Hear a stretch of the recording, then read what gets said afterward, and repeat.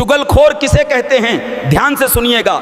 चुगलखोर वही इंसान होता है जो हर किसी का बनता फिरता है लेकिन होता किसी का नहीं है। एक बात हमेशा याद रखना कि जो व्यक्ति आपके सामने दूसरों की चुगली करता हो उससे यह उम्मीद कभी मत रखना कि वो किसी और के सामने आपकी चुगली नहीं करेगा। चुगली की धार इतनी तेज होती है कि वो खून के रिश्ते को भी काट कर रख देती है। इसलिए कहते हैं कि 4 कदम चोर से, 14 कदम लतखोर से और 74 कदम चुगलखोर से हमेशा दूरी बना।